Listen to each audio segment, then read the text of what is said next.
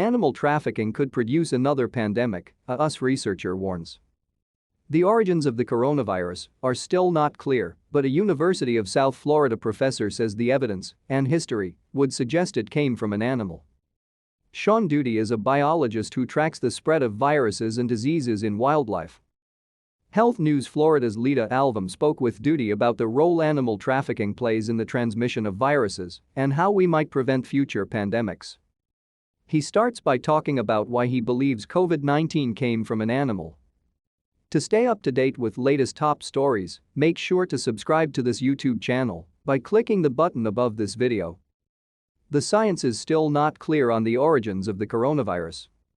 Why do you believe humans caught it from animals? We can't ever be completely sure, but available evidence points to a zoonotic origin, as we call it, of COVID-19 from animals to humans. And there have been 7 coronaviruses that have done this since the 1960s.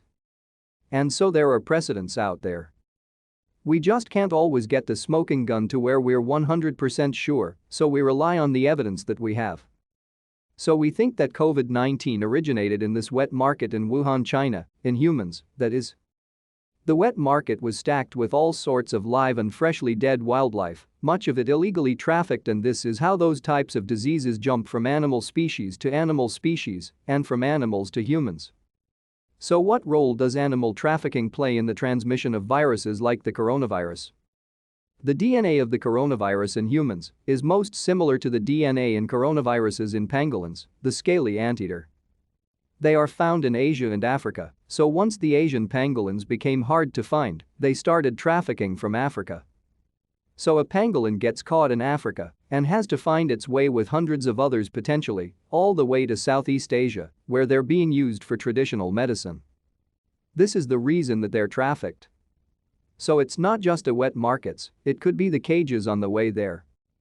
And so we need to do all we can to reduce, if we can't stop, wildlife trafficking even before the wet markets, so that we reduce the chances that we have another pandemic in our lifetime.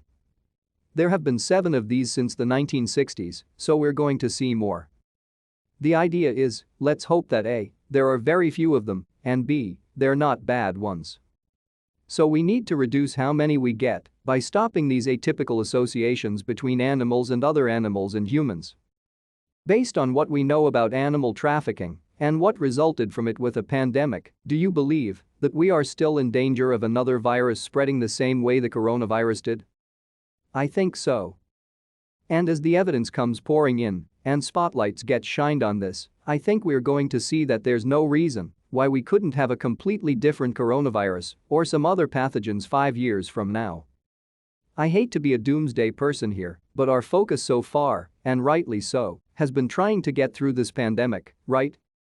Over 5 million dead, tens of millions of people hospitalized, we've got increases in depression, suicide rates, we've got economic problems.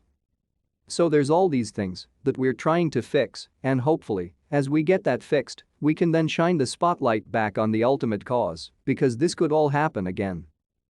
And if we don't do something about the ultimate cause, then we really are just going to be stuck going through this again. And it could be 5 years from now, 20 or 50, before we get another big pandemic like this, and perhaps we'll be better able to handle one since we've been through this one. What do you think can be done to solve the problem? Number 1, the market. Number 2, the actual trafficking, and then raising awareness is the big one that is overarching. Because if we can raise awareness, get the support of the public, we'll get the support of politicians and legislation, then we can put the resources into the problem.